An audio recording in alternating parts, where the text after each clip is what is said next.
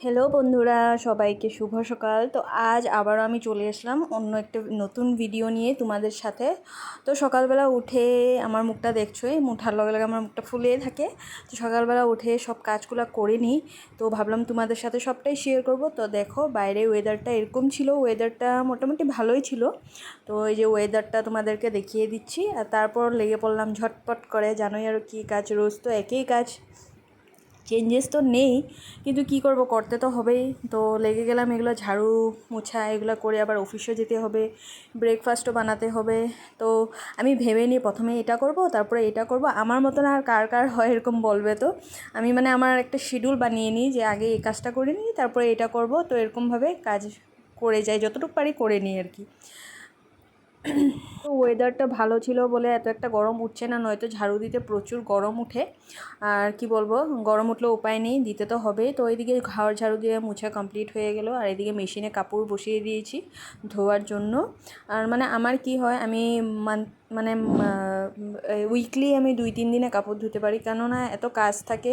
তো অফিসেও যেতে হয়, সেই জন্য টাইমটা বললাম না, আমি এরকম বানিয়ে নিই শিডিউল, যে আজকে এটা করব, কালকে এটা করব। ভাবলাম খালি কাজ করলে তো হবে না, কিছু তো খেতেও লাগবে, সেই জন্য আজকে অফিসেও আমি যেই নেই ছুটি নিয়েছি। ভাবলাম একটু লেট করে খেলেও কিছু না। আর এদিকে বলবো কি, কাজ করতে করতে এদিকে রুমটার পর্দা টর্দা খোলা বাকি থেকে গিয়েছিলো, এটাও খুলে নিচ্ছি, আর বিছনাটাও উঠিয়ে নিচ্ছি। তো এখন ভাবছি যে কি খাবো, সকালবেলা কি খেতে পারি। তো কি বলবো, রোজ একটাই টেনশন, সকালবেলা কি খাবো। ডেইলি এক রকমের খাবার খেতে ইচ্ছা করে না, আর তার মধ্যে খাবো কি সেটাও একটা টেনশন হয়ে যায়। তো ভাবলাম না, কিছু একটা বানিয়ে নিতে লাগবে। তো ঝটপট করে আমি বিছনাগুলা উঠিয়ে নিচ্ছি, তারপর চলে যাব রান্নাঘরে। আর এদিকে বিছনার চাদরটা আমার না হোয়াইট কালার চাদর খুব পছন্দর, আর তোমাদেরও কি পছন্দর নাকি বলবে আমাকে। হোয়াইট কালার চাদর পাতলে খুব ভালো লাগে, দেখতে ভালো লাগে, কিন্তু কি বলো তো, মেনটেন করাটা একটু অসুবিধা হয়ে যায়, কেন কি নোংরাটা অল্প জলদি হয়, সেই জন্য। আর এদিকে চলে আসলাম রান্নাঘরে কি বানাবো ভাবতে ভাবতে, তো ভাত কলা নিয়ে এসেছিলো ও সেদিন। তো ভাবলাম না, ভাত কলা কয়েকটা ভেজে নিই, আর ছিল ফ্রিজে বুট আর মগু। তো ভাবলাম বুট আর মগু দিয়ে তড়কা টাইপ বানিয়ে নিই, তারপর পুরি বানিয়ে নেব। তো সেটাই মর্নিং ব্রেকফাস্ট আমাদের হয়ে যাবে। তো লাঞ্চটা অল্প দেরি করে করলেও হবে, তো এরকম বানিয়ে দিয়েছি। আর বড়মশাই এদিকে দেখো ভিডিও আর ফটো তোলাতে ব্যস্ত। তো ঝটপট করে খেয়ে নিই, খিদাও পেয়েছিল, কি বলবো আর। এই যে খেয়ে নিচ্ছি, তারপর আর কি এক জায়গায় যাওয়ার ছিল, সেখানে বেরোয় পড়বো।